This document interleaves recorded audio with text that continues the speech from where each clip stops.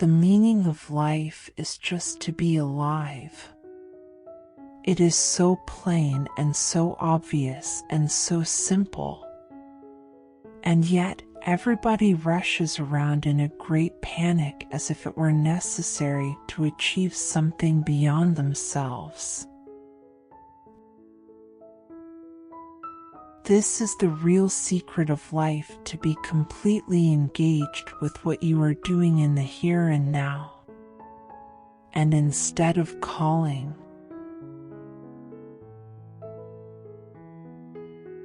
man suffers only because he takes seriously what the gods made for fun. You are that vast thing that you see far, far off with great telescopes.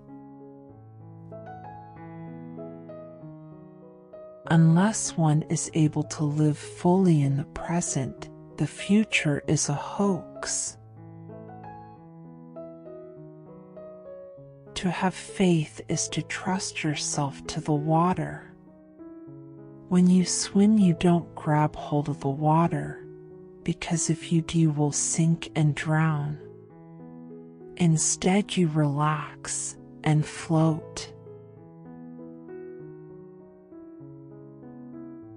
Never pretend to a love which you do not actually feel, for love is not ours to command. The more a thing tends to be permanent, the more it tends to be lifeless. I have realized that the past and future are real illusions, that they exist in the present, which is what there is and all there is. Through our eyes, the universe is perceiving itself. Through our ears, the universe is listening to its harmonies. We are the witnesses through which the universe becomes conscious of its glory, of its magnificence. You are an aperture through which the universe is looking at and exploring itself. Jesus Christ knew he was God. So wake up and find out eventually who you really are.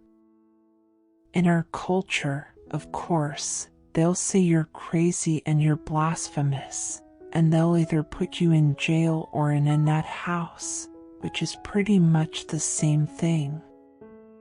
However, if you wake up in India and tell your friends and relations, "My goodness, I've just discovered that I'm God," they'll laugh and say, "Oh, congratulations, at last you found out." Muddy water is best cleared by leaving it alone. We do not come into this world, we come out of it, as leaves from a tree. As the ocean waves, the universe peoples.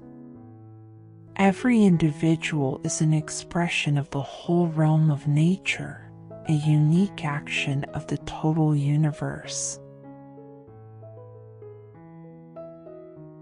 Problems that remain persistently insoluble should always be suspected as questions asked in the wrong way. The only way to make sense out of change is to plunge into it, move with it, and join the dance. No valid plans for the future can be made by those who have no capacity for living now.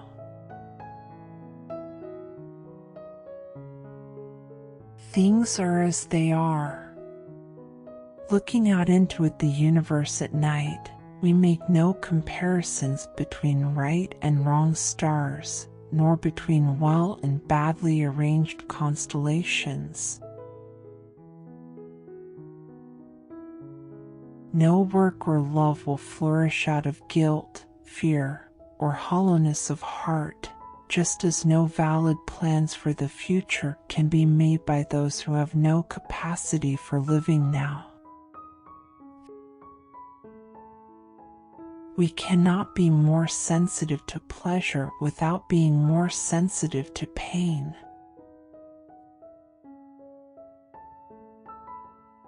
You and I are all as much continuous with the physical universe as a wave is continuous with the ocean.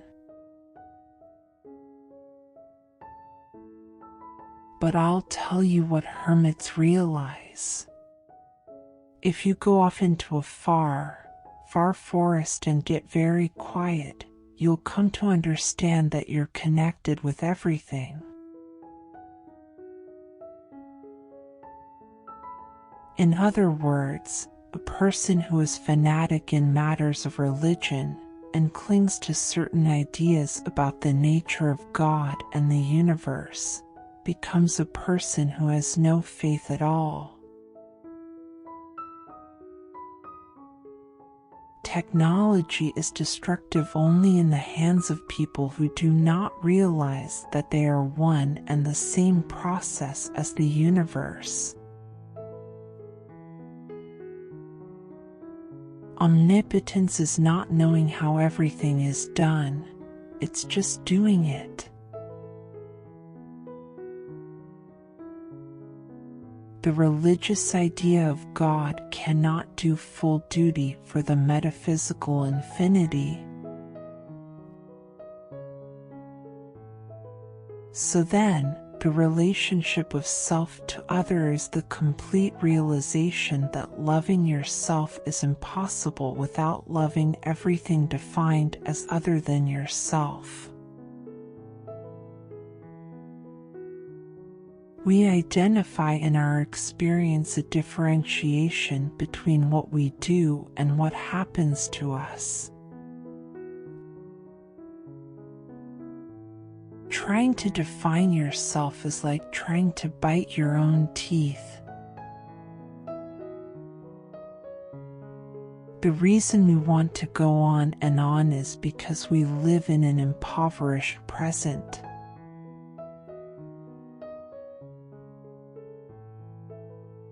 The myths underlying our culture and underlying our common sense have not taught us to feel identical with the universe, but only parts of it, only in it, only confronting it aliens.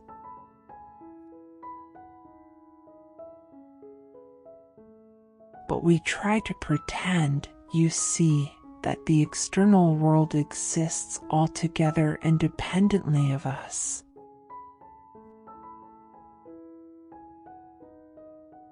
Some believe all that parents, tutors, and kindred believe.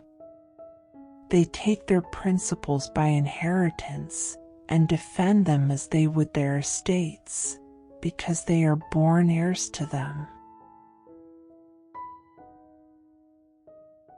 The reason we have poverty is that we have no imagination.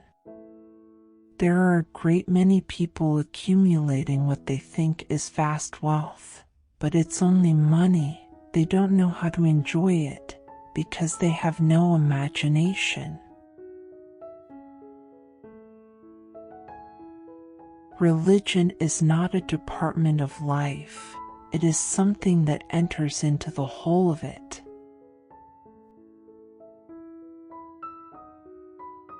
The style of God venerated in the church, mosque, or synagogue seems completely different from the style of the natural universe.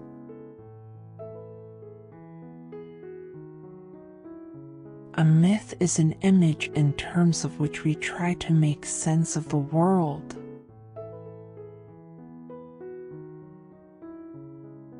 And although our bodies are bounded with skin, and we can differentiate between outside and inside, they cannot exist except in a certain kind of natural environment.